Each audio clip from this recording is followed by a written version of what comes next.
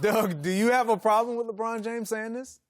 Thinking it, no. Saying it, yeah. I don't think that's something others say about you. I mean, there's an interview that's floating around on social media where Michael Wilbon asked Michael Jordan, this is while Michael Jordan was playing, about, hey, people were saying you're the greatest of all time. And Jordan deflected saying, look, that's disrespectful to guys I never played against, right? Like, I didn't play against Wilt Chamberlain. I didn't play against Jerry West. I didn't play against Bill Russell. So it's great to hear, but I'm really uncomfortable with it.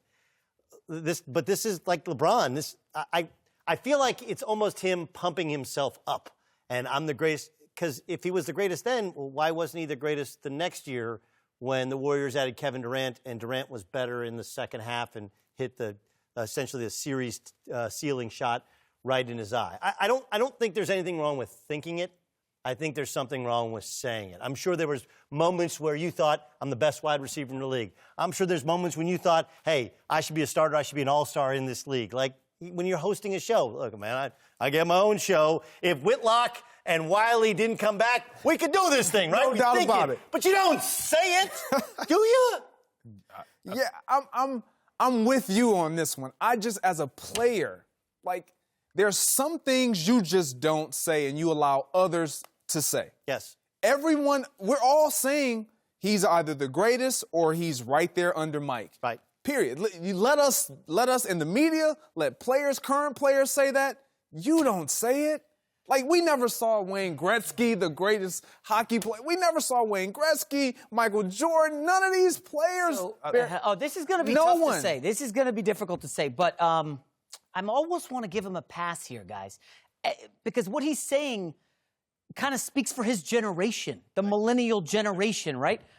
Someone wise told me that we used to take photos outward, and now we take them inward, the selfies. And instead of giving praise outward, as Michael Jordan did and all these other guys, we now give it inward. I just wonder if that's what we're going to see going forward from the modern athlete. It's all going to be about me. Hey, you guys did nice stuff, but hey, it's all about me. I think he says it because I agree with you, because of the generation we live in right now and because of the topics that come up on a daily basis, and it's on everybody's tongue at this point in time about who's the greatest of all time and what have you in those situations.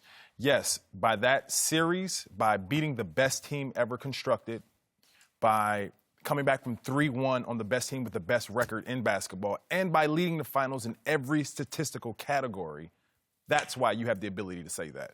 I think MJ was following a protocol of the past, but now with social media and with everything that we have going on right now, people are not afraid to speak about themselves. And if you're the greatest of all time, you have to believe it first. I don't know if the image that he's conveying is the one that he really wants to convey, right? There's so many shows out there that he has between this one and the shop. And like even when he showed up the other night to the Laker game with a glass of wine, and the next night he forgot the wine, so he put it in a little sippy cup and he had it like on the bench.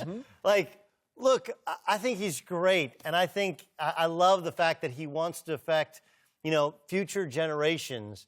But sometimes we're getting a little bit too much, and we're starting to find out that maybe his thoughts that he can do anything have actually crept over into he really does think he can do everything, and it doesn't rub me quite the right way, right? Yeah. There's a certain amount, even if it's fake humble, we want to be faked out into fake humble, and it's part of. Though, Greg? Yeah, yes, we do. We do when it comes. I don't think we do. If we know you think you're the best of all time, and we know how you think you feel about yourself, but if you're feeding us BS, we're going to say, what, he's lying to us. It's not about feeding BS. It's just I don't need to say it if you're going to continue to say it. Say how you feel. Think about if you this. ask me a question, do you want me to give you the answer that I'm feeling or the answer that you want to hear? Give me the real talk, Dahntay. Think about this, though. That's when keeping it real goes wrong, right? Where you're like, I'm going to give you a real answer. Well, okay, Doug, let me counter with this. So Michael Jordan wasn't in a generation where there was FS1 and other rival channels and social media every single day. He turns on the radio. He turns on the radio every day. He turns on the TV. He goes the on media social is different during this era right now. People are talking about this every single day. I agree with all of you gentlemen saying the media is different.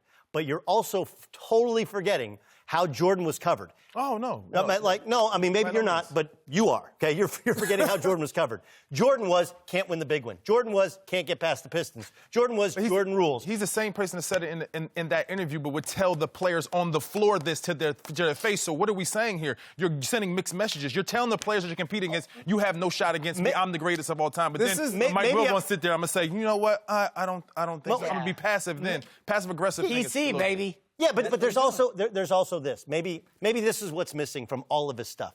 There's no guy in the room going like, yeah, well, how'd you feel the next year when Kevin Durant was lighting you up and you were guarding Kevin Durant? There's no, in any of his stuff, there is no real, and that's, if it's real talk that we want, right, and I'm going to provide you a real look at a barbershop, for example. I know this is not the shop, okay, that this clip comes from, isn't in the real barbershop. There's always the one guy, there's always the Rob Parker going like, no, Tom Brady sucks. No, right? And there's none of that in this. So it's an echo chamber for whatever LeBron James says. Everybody goes, yeah, that sounds Yeah, because there's no pushback. Yeah, this is his own So LeBron platform. should be debating his greatness with some No, guy? but With the who? reason why I have Who's an issue worthy with of this debating is because not necessarily LeBron? debating. Guys, the reason why I have an issue with this is when you look at a guy like Kyrie Irving, why do you think Kyrie wanted to walk away? Because there are different reasons. I understand that. There's a speculated reason and there are real reasons. I understand, So, but this. well, hold on. But it's things like this Because his that feelings were hurt. Huh? He didn't feel valued by the organization, not by the man. And I think sometimes in your youth, you make decisions that you may try to take back a little bit, but there's money implications on that one because he wouldn't have got the same amount of money he's going to get in Boston. So it's different than what you think about playing with him. But your point wasn't saying that the next year with Kevin Durant. So you got the best record of all time. You got the best offense in the NBA. You got the best defense in the NBA, and you have to go get the second best player in basketball to beat him. And that's the only other option you had because anybody else on the market would have not filled that hole for you to be able to beat them or beat him. They showed you that. Well, we can we can also go to do they come back and win that series if Draymond doesn't get suspended? You had to win 2 games on their floor though. Draymond played in one of the 2. Okay, Bogut got hurt as well. So I totally get. We can refight these battles all we want. The fact is that the next year Durant was the better player in the second half of probably 4 of those 5 games. On the best team constructed of all time. Without him though. You understand what I'm saying? You had the best team and you go get the second best player to fill that team. And by the way, think it's going to work? And by the way, the reason Durant wanted that was because he wanted a legit shot at LeBron, and he got his legit shot at LeBron the past 2 years. He would have handled his business. Had it. Look to your point, and it's this is what rubs some people the wrong way. Who's being rubbed the wrong way? Obviously, current NBA players because they don't even want to play with LeBron. Well, they want to do what they want to do. I don't think all of you missed that on one. You missed that on one. Paul George. You missed that on one. Honestly, which ones did, and the other ones. And going to Cleveland, would you have wanted to go Chicago? I think I would want to play in Chicago. Would you want to go to Cleveland? It was different. Cleveland is a different city throughout his tenure in basketball. If we go to Cleveland, it's not the same. But even that, okay, even saying on ESPN, hey, I try to recruit guys to Cleveland, like, why are you putting shade on Cleveland? You don't have to say that. I've tried to recruit guys in the past. I didn't get them for various reasons. Instead, he has to put shade. Those are saying things that you don't need to say that others can say.